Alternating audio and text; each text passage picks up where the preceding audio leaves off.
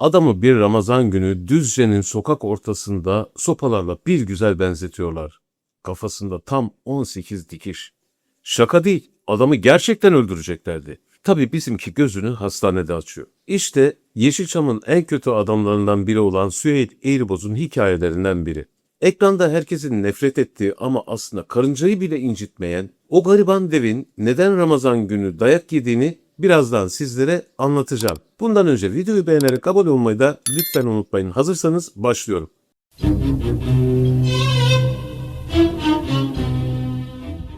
Vücudunda tam 91 tane kırık vakası olan bir adam düşünün. Şaka yapmıyorum. Tam 91. Şurasındaki iz Yılmaz Güney'den Altıra, burnundaki o yamukluk Yılmaz Köksal'dan, kafasındaki o meşhur dikiş izi ise Ayhan Işık'ın heyecandan elindeki gerçek viski şişesini indirmesinden kalma. Dayağı biz yedik, parayı jönler topladı derken bile yüzünde o sinsi ama aslında pırlanta gibi olan gülüşü eksik olmazdı. Süheyl Eğriboz 25 Haziran 1927 tarihinde Balıkesir'in Gönen ilçesinde dünyaya geldi. Çocukluk ve gençlik yılları İstanbul Mercan'da geçti, eğitimini Pertevniyal Lisesi'nde tamamladı. Gençlik yıllarında spora ilgi duydu, 1946-1948 yılları arasında Yüzme İhtisas Kulübü'nde lisanslı yüzücülük yaptı. Kamera karşısına ilk kez 1940 yapımı Akasya Palas filmiyle çocuk genç oyuncu olarak geçti. Sinemaya girişi ise öyle planlı programlı değildi.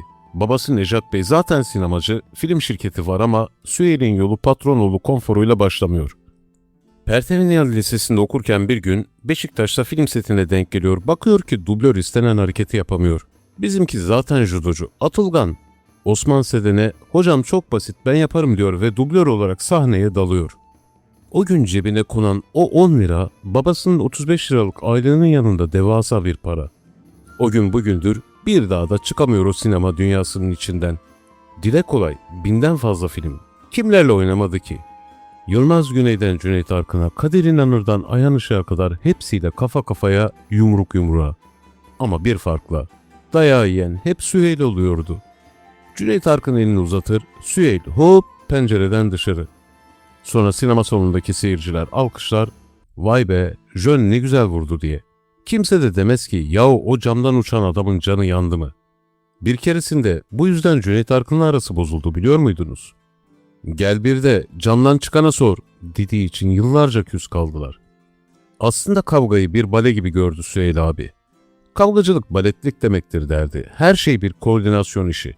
Cüneyt Arkın'la en az 4-5 prova alırlarmış ama Cüneyt'in bir huyu varmış. Sete yeni bir kavgacı mı katıldı? Çocuk yumruğu almayı beceremiyorsa 3. tekrarda Cüneyt gerçekten patlatırmış yumruğu. Kolay değil, film pahalı, makara dönüyor, şakası yok bu işin derdi. Kadir İnanır'la çalışmaksa en zoruymuş çünkü Kadir İnanır'ın nereden vuracağı belli olmazmış. Sağ çalışırlarmış, Kadir sol vururmuş, kafa beklerlermiş, o tekme atarmış.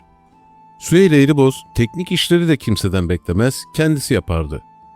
Türkiye'de trambolin yokken kendine trambolin yapıp havada taklalar atan, yumruklar savuran bir adamdı.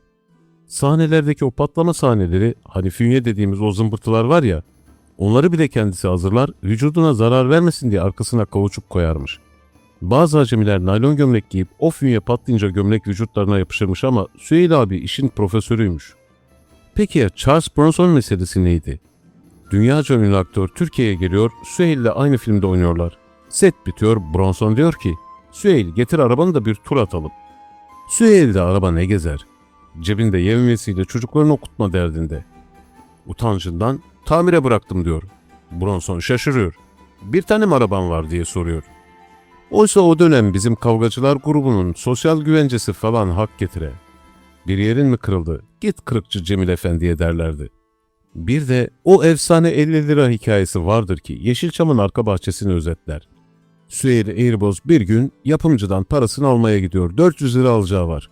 Tam o sırada odada dönemin ünlü bir kadın oyuncusu var. Yapımcının sevgilisi. Kadın otururken bir frikik veriyor. Süheyl abinin de ister istemez gözü kayıyor. Yapımcı bunu fark edince Süheyl'in parasından 50 lira bakış vergisi niyetine tırtıklayıp 350 lira veriyor. Süheyl abi ne yapıyor dersiniz? Aşağıda kadını yakalayıp 50 lira verir misin diyor. Kadın neden diye sorunca da senin herif yukarıda frikik izledim diye 50 liramı tırtıkladı. O para senin hakkın değil benim hakkım deyip parasını alıyor. 70'lerin sonunda o meşhur Sütçü serisiyle başrolü de yakalıyor aslında. Ama sonrasında erotik filmler furyası patlıyor. Yapımcılar kapısına dayanıyor. Gel oyna, sana da tomarla para verelim diyorlar. Benim çocuklarım okuyor, yarın bir gün yüzlerine nasıl bakarım diyor ve o kirli paraya elini sürmüyor. Daha sonra kendi sigortasını dışarıdan yatırıp emekli oluyor ve asla onurundan ödün vermiyor. Şimdi gelelim bir Ramazan günü Düzce'nin ortasında sopalarla bir güzel dayak yemesi olayına. Yıl 1971. Yeşilçam'ın en ikonik kötü adamlarından Süheyl Eğriboz, Hazreti Ömer'in Adaleti filminin setindedir. Rol gereği İslam halifesini arkadan hançerleyen haini canlandıracaktır. Ancak Düzce'nin Konuralp beldesinde çekimler sürerken sinemanın büyüsü sarsıcı bir gerçeğe dönüşür. Rol gereği gerçeği ayıramayan öfkeli kalabalık, "Sen misin lan Hazreti Ömer'e kıyan" nidasıyla sete dalarlar. Eğriboz sadece işini iyi yaptığı için öfkeli halkın gazabına uğrar ve feci bir dayak yer. Yeşilçam tarihine geçecek bu olay, aktörün hayatı boyunca sinema sevgisi yüzünden ödeyeceği bedellerden sadece biridir. Son yıllarında onu Samatya'da bir çay bahçesinde denize karşı otururken bulabilirdiniz. Kameraya asla bakmazdı konuşurken. "Kameraya baktın mı yandın. Hem sen yandın hem film yandı" derdi eski bir kavgacı refleksiyle.